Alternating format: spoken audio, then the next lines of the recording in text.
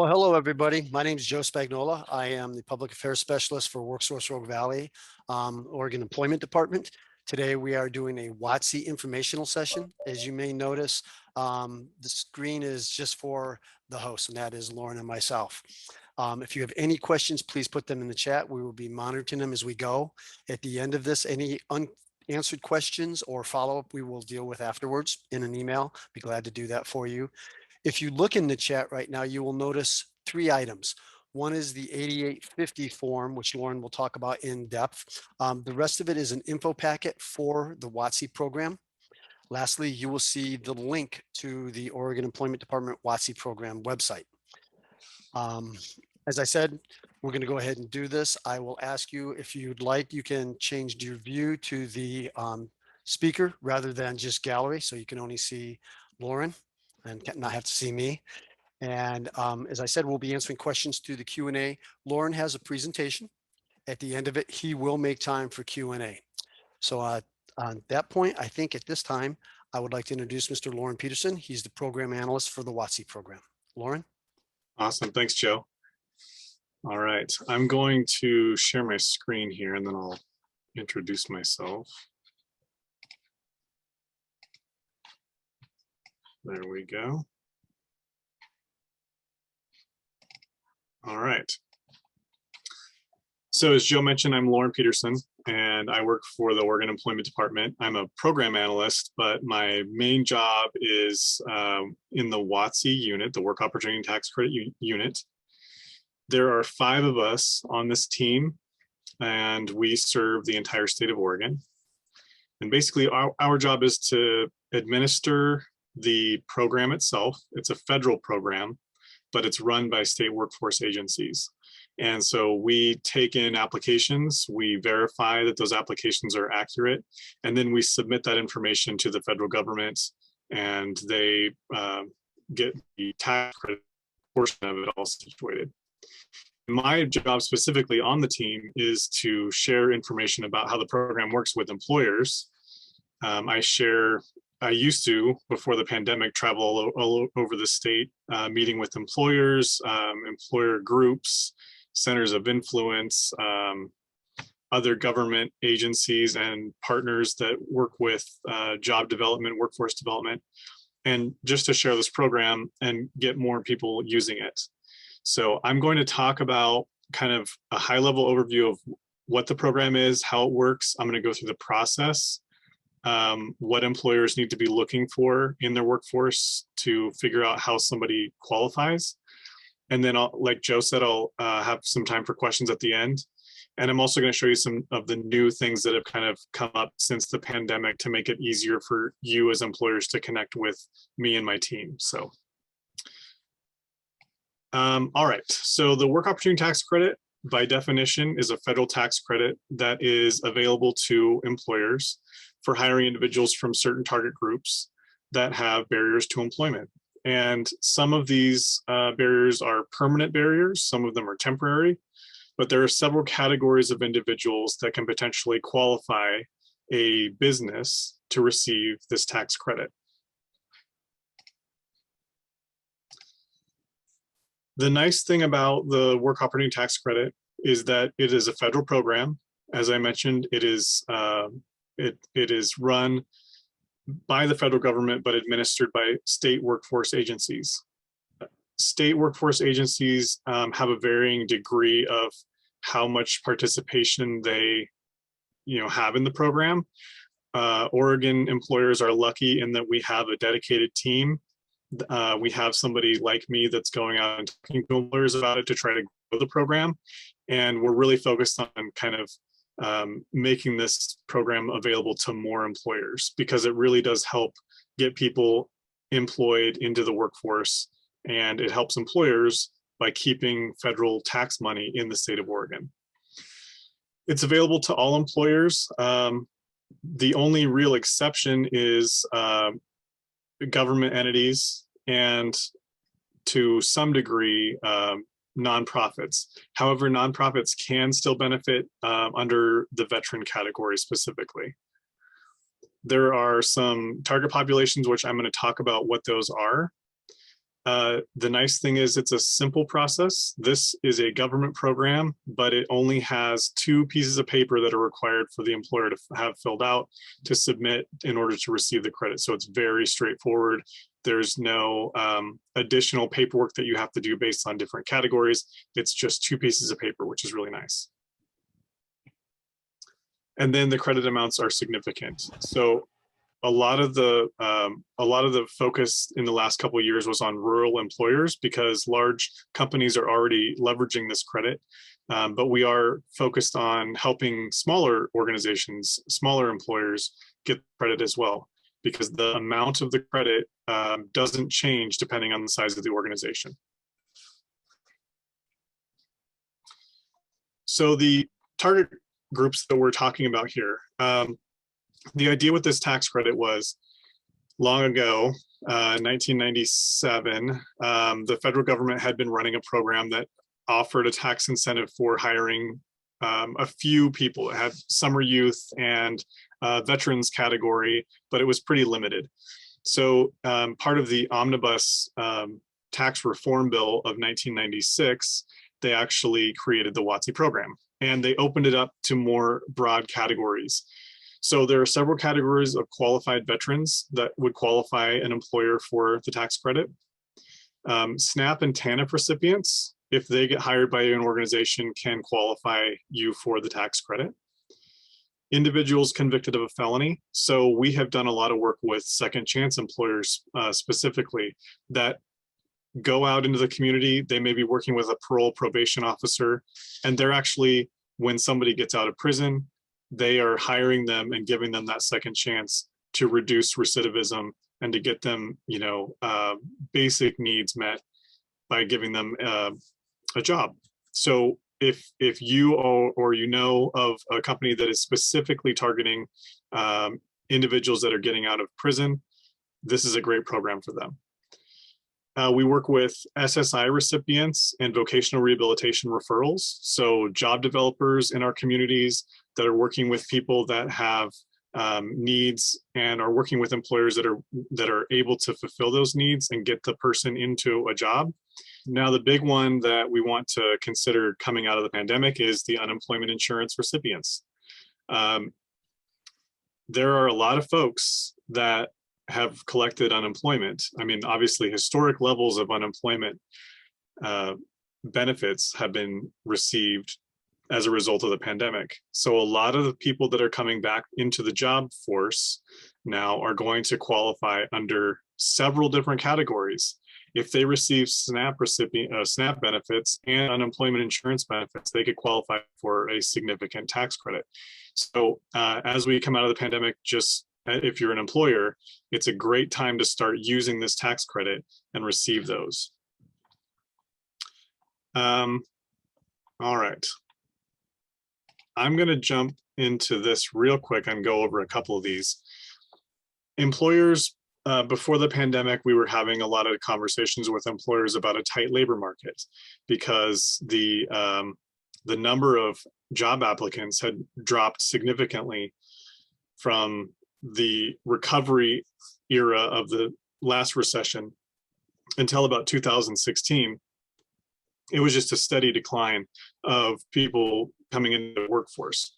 And so when we were having the conversation with employers about getting creative about how to attract new talent, one of the areas that I looked at was, what is the correlation between the work opportunity tax credit and the people that are looking for jobs? There's 2 things. Number one, if somebody is unemployed, they could be unemployed because they left a job and maybe they have training and skills that they can leverage to go into a new job.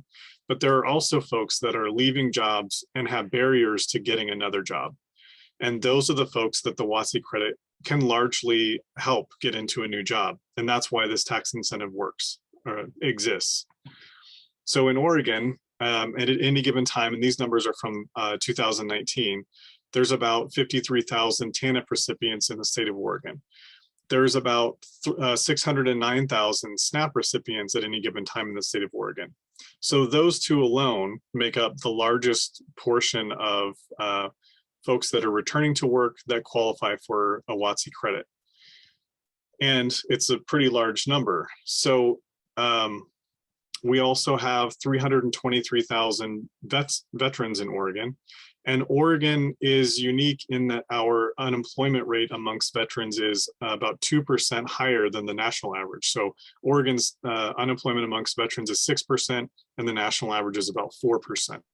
So we have some areas here where we can, if you're a recruiter or you're looking to hire talent and maybe grow that pipeline, considering specifically targeting some of these groups and saying, we are hiring veterans and we understand the virtues of hiring those veterans. Things like that can really help build that pipeline into your organization.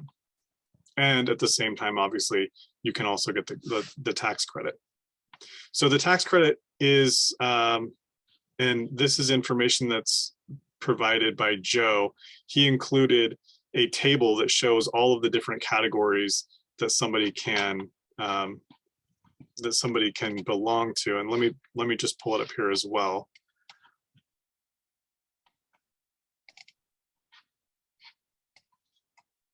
So this chart here shows what some of these categories are. Now, a question that comes up a lot is there a minimum threshold for how long somebody needs to work in an organization? And the answer is yes.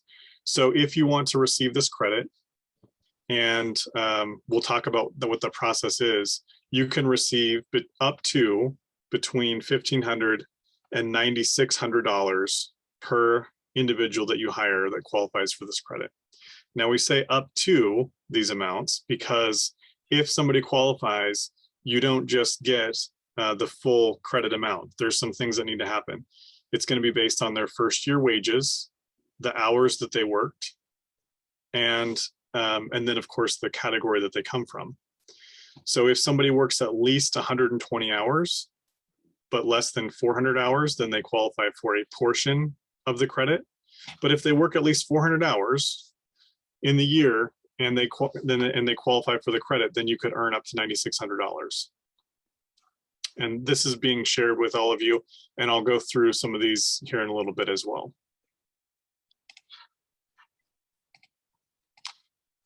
So in Oregon, the main group, target group that WATC serves are SNAP and TANF recipients. And this is largely due to the fact that it's one of the broadest categories to qualify for. It doesn't require, military service. It doesn't require former incarceration. So SNAP and TANF available to lots of people, and those individuals are looking for jobs. So in Oregon, in 2020, the number of actual certifications that we received and certified in the state was about $70 million. And that is money that would have gone to the federal government, but we retained it here in the state of Oregon. And that money is retained by employers who use it for hiring additional staff, increasing wages, which we're hearing a lot about right now, the importance of that, purchasing new equipment, expanding their business. Those organizations are using that money to hopefully grow their business. And because it stays in Oregon, it doesn't bounce to Washington, D.C. and then come back here. We get to retain that right away. So this number is significantly down from years past. I think in 2019, it was just over $100 million. So the pandemic has hurt a little bit in that people weren't hiring, obviously, during that time. But as we come out of the pandemic, again, this number should grow a lot because a lot more people qualify for it. Among the Oregon employers that we have here in the state, only about 7% of those employers across the state are actually using the WATC program. So it's a very, very small number. And so my job is to grow it through talks like this and getting employers registered and get them comfortable with submitting the forms, having them filled out, et cetera. And so that's really my job. So the main takeaway from this today, hopefully, is that you as an employer want to start using this, and I will help you do that. So getting the credit is, as I mentioned, a pretty simple process. There are two forms that an employer needs to have filled out in order to get the credit. Now, because this is a hiring incentive, the first form is the IRS 8850, and that form needs to be filled out before a person is given an offer of a job or anything like that. So what we say is to have the application for a job and the 8850 filled out at the same time. And there's any number of ways to do that. You could have the questions from the form put into your applicant tracking system. If you use an electronic application process, you can do that. You can also just have them fill out the paper form, which is fairly simple. You can have them fill that out if you have paper applications. If you're having somebody come in for an interview, you can have them fill out that form while they're waiting in the lobby. But it just needs to be done before any interview or any job offer is made. And if they check one of the boxes on that form, then that means that they may qualify for the credit. If they don't check one of the boxes, or if they elect not to fill out the form, that's okay. You can still hire that person. You just won't be able to submit it for the tax credit. And I will go into detail on what the actual form looks like. And then if the applicant, did check one of the boxes on the 8850 and you did hire them, then you would just need to fill out the second form, which is the 9061. And that form goes into a little bit greater detail. At this point, you've already hired that person. They've come in for their onboarding paperwork, and you're going to have them fill out the 9061. And then that's what you're going to use to actually submit an application to our system to get credit. If you're interested in using this process, you're going to have everybody that applies to your organization start filling out this form. You want to make sure that it's consistently offered to all new candidates. So the 8850 form, so this is the one that you would have filled out with the application. It's going to ask some basic information here. This is up to the candidate whether they want to fill this information out. So you can't force somebody to, but it is encouraged because it is a hiring incentive. There is a question here: if you are under the age of 40, enter your date of birth. This is specifically to capture information based on one of the categories.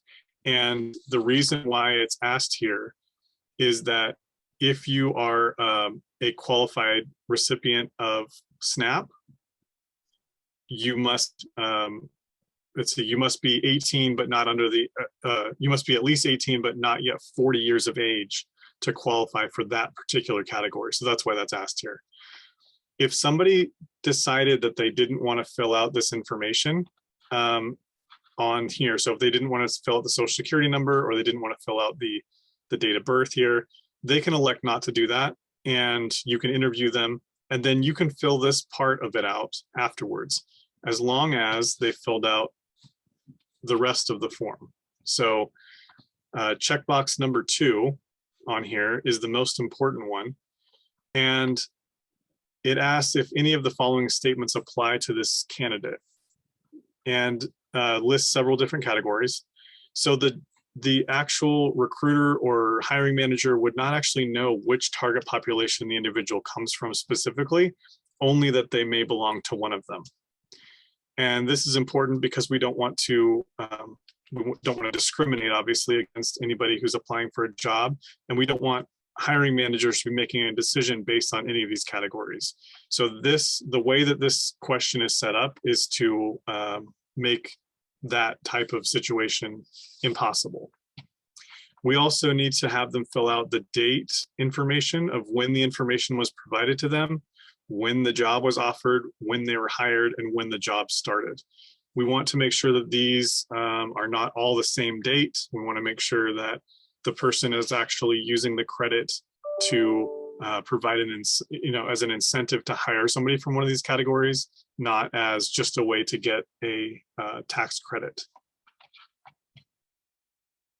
So that's the first form, and it's one page, and this is given during the application process. So let's say that you had 10 candidates. You all had them fill out the 8850 form. They were all equally qualified for the job. You interviewed all of them. You liked all of them. They were all great fits for your organization. But one of them checked box number 2. The idea here is that you would select that candidate. If all candidates are equal, you would select that candidate because this person, in addition to being a highly qualified candidate, also would potentially get you that credit. So then you're going to have that individual. You've got a start date for them. They're going to come in and fill out their onboarding paperwork, and you're going to have them fill out the Form 9061, which again goes into a little bit greater detail about each of the ways that they answered each of those questions on the first form. So this person is now working in your organization. You're going to have them fill out a little bit of information. And the reason why I showed a picture of it here is because when you go to submit the form on our online portal, it's going to look just like this. So numbered boxes, you're going to fill out this information. So it makes it really easy to make sure that you're inputting that information correctly. So our program used to be a mail-in program only, and you would, if you wanted to participate, you would register, you would mail these forms in, and then we would put them in a stack and we would work our way through them as we were able to, depending on how many people we had working on the team. Sometimes the backlog was very long, embarrassingly long. And so now we've developed a online system submission form that employers can utilize. It takes minutes to submit applications. And usually when you click the submit button, it'll tell you if that person's certified or not, because it's drawing information from several different agencies across the state to determine, did that person receive food stamps? Did that person serve in the military, et cetera, et cetera. So this process is a lot quicker than it used to be. Our team is all caught up. So the wait time is about a week at the most right now, maybe 30 days if there was some verification that needed to happen that took a little bit longer. But generally speaking, you're going to know right away if the candidate that you just hired is certified or not. And so part of the registration process is to get a login, which our team can help you with. You can go to our website, OregonTaxCredit.org, and you can actually set this up yourself if you want. You can register here online, or you and I can talk and we can set this up as well. So you get a temporary password, and then you'd be able to log in, change your password, and begin submitting. The menu's very simple to navigate. There's an enter a new application. That's the one that will probably most likely be used right away. And then you can actually check the status of applications that you've submitted. You can print the certifications and do all of that. So at the end of the year, after you've hired a bunch of folks, hopefully many of them qualify for the credit, then at the end of the year, you're going to print out those certifications and you're going to provide those to your tax preparer. Now they will fill out a IRS form 5884, which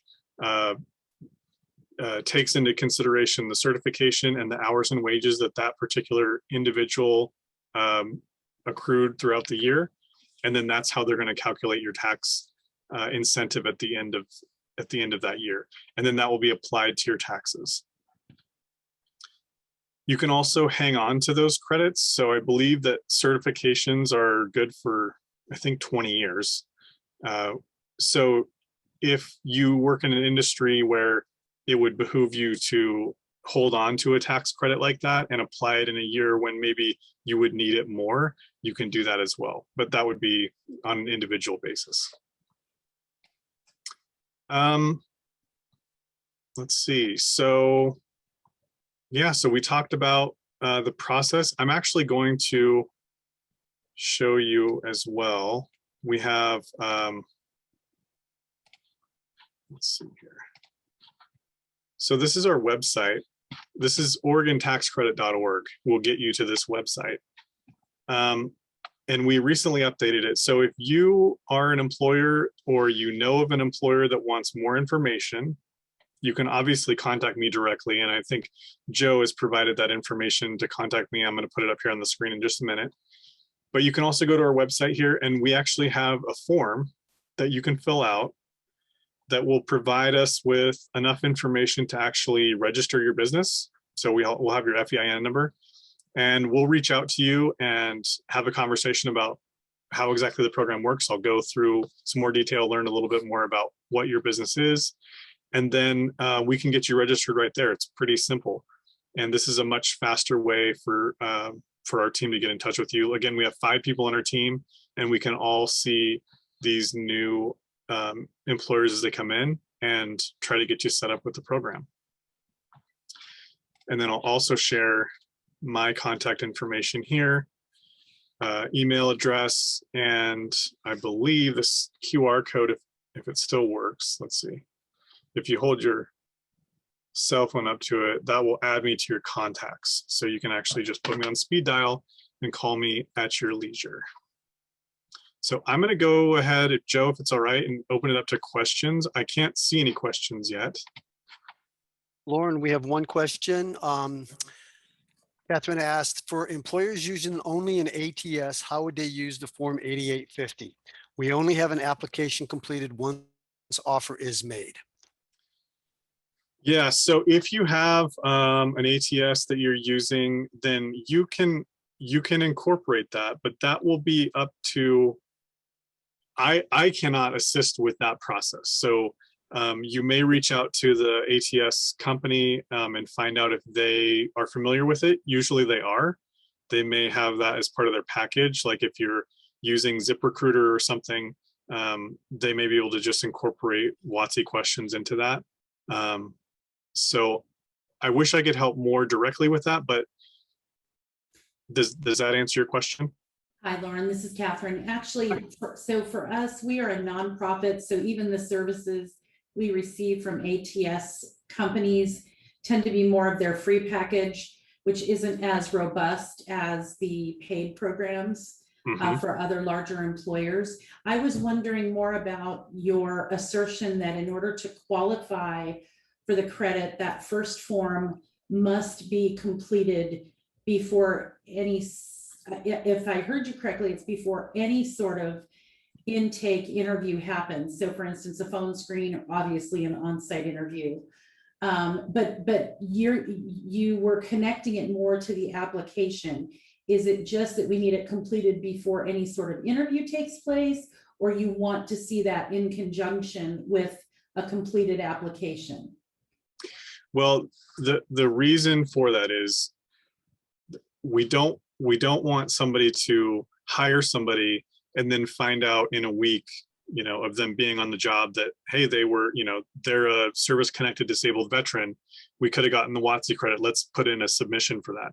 That's what we're trying to avoid. Instead, we want to know that information up front and do that.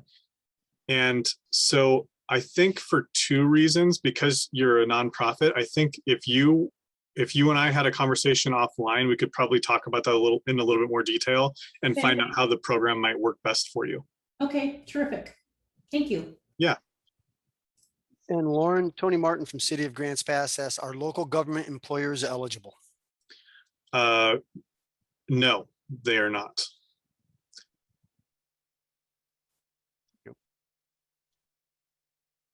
This is Jared Parker. Steve had a question earlier. Lauren, he was saying, will you please discuss any resources employees have that meet the requirement for WATC during today's seminar? So like, what employees do they have when they're resources does a potential employee have when they're out there looking for work? What resources does a potential employee have? To promote that they might earn the employer a WATC credit, I think. I see. Okay. So this question comes up a lot with, in workforce development meetings. So because there's such a small percentage of Oregon employers that actually use the credit, we want to be careful about telling a job seeker to go out there with information about WATC and use that to sell themselves. Because if somebody just recently was out of prison and now they're going to re-enter the job market, if they go into a job interview and they say, I just got out of prison, and if you hire me, you can get a WATC credit, that employer may not have any idea what you're even talking about and may have just talked themselves out of a job. So that's the scenario that I really want to avoid.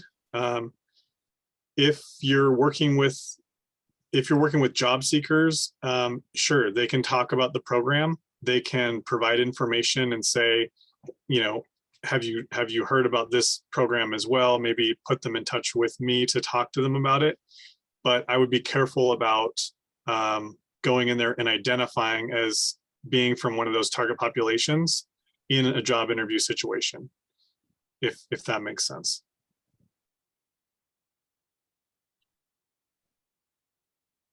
So I would say that the biggest resource for job seekers would be to maybe connect them with our team so that we can get that employer set up with the program. And Steve, was that your question? Yeah, yes, I was just referring to, not that I would go in and lead the employer with telling him I know about this program, but I didn't know if there were a list of employers or resources that I could look at that would be incentivized by the program, that would be motivated. I see. So no, we can't share information about employers that use the program because it is confidential information. Okay. So yeah, I wish that we had more resources for that. When we were doing work with the Second Chance group, that was a question that came up a lot. Do you have a list of a directory of places that I could go apply that are second chance employers? And we don't have anything like that, unfortunately, for WATC either. Okay. Okay. Yeah, that's, I guess I was being pretty specific on that, to a list of resources on that. So yeah, that's it. And I appreciate it. Thank you. Thanks, Steve.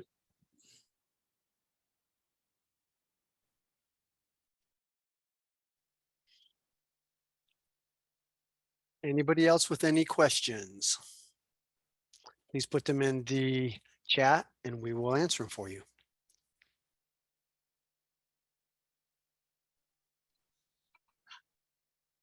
We do have one in the question and answer, Lauren. Melissa asks, is there a minimum tenure duration of employment the employee must work before they're eligible for the credit? We're in the hospitality business and have recently hired new employees who have quit within less than a month of employment. So if you were using the program and you had those employees fill out the forms and they qualified and they worked at least 120 hours, then they would have qualified you for at least a partial credit. And then if they work 400 hours or more, then you would have received a full credit. So yeah, the minimum threshold is 120 hours. Okay, thank you. You're welcome.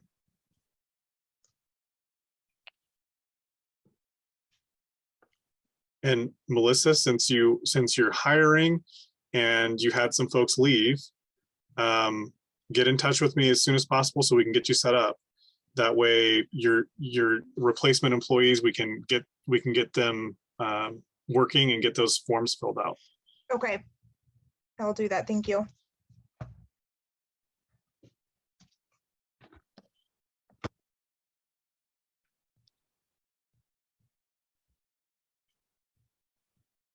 All right, any other questions that anybody has?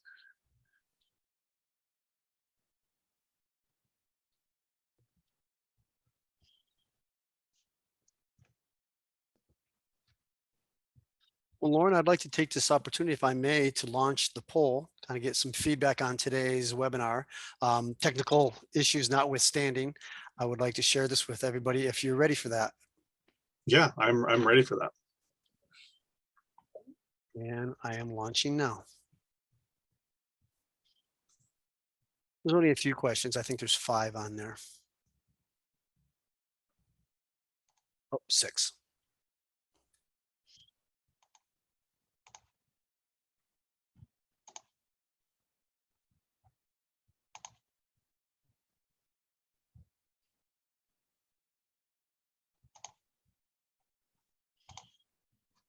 There we go.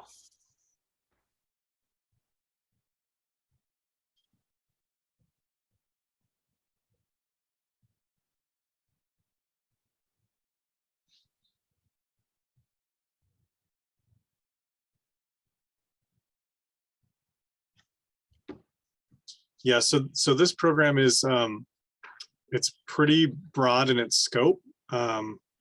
So if you're an employer and you want more information, obviously reach out to me and I can help you with getting started with it. And then also if you have employers or maybe groups of employers that would benefit from hearing this information as well, this is what I do. So I can share that information on an individual basis or in a group setting. Joe and the WorkSource team there in Rogue Valley have done a lot of work to get employers using this program. I know he shares it out with everybody that he meets with. And, you know, we just really want to get the word out as much as possible. So I'm happy to help with that. It looks like we got 14 of 15 that have responded. Give another couple seconds, see if we get to 15th. If not, we will go ahead and close out polling.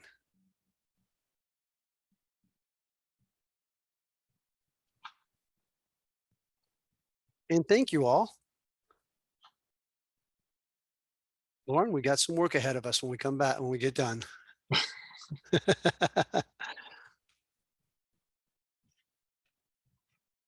Excellent.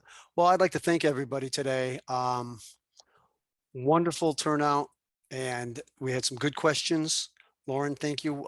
As he said, we will follow up. I have everybody's email address, and I will send out some information with the links in those 8850 and all those other forms after the afterwards. And I see Lauren.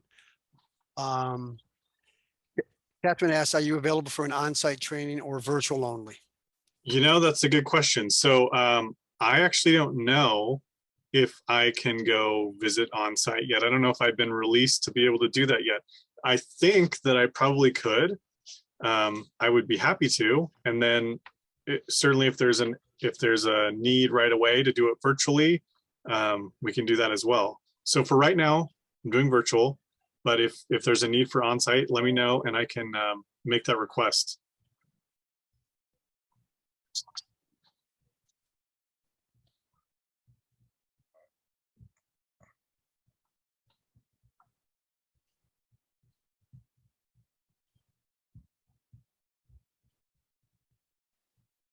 Any other questions?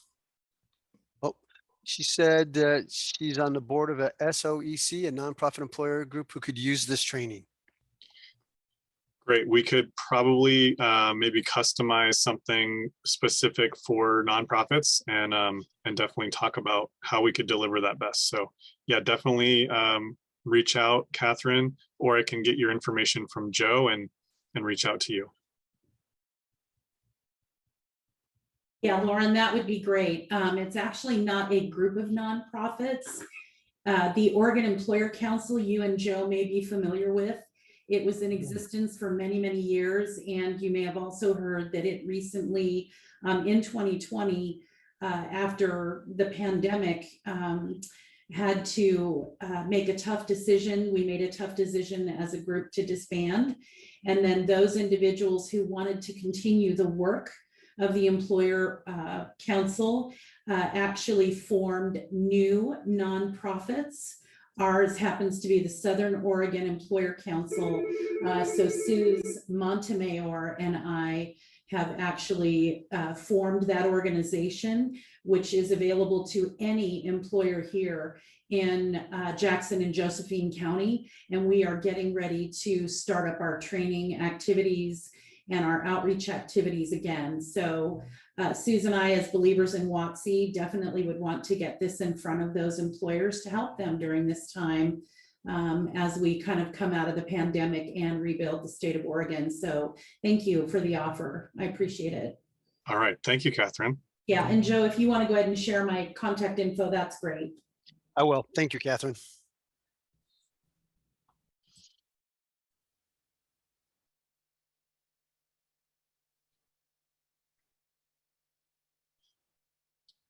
Well, we know your time is valuable. We appreciate you sharing this limited time with us today.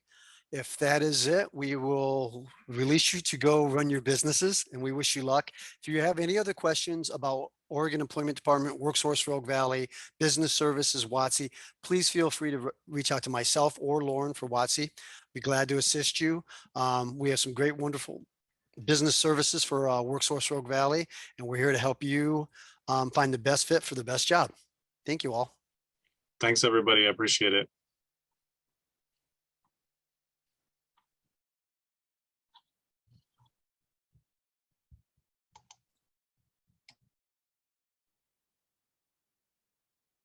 Thank you, guys. Nice job. And Jared, thanks for jumping in.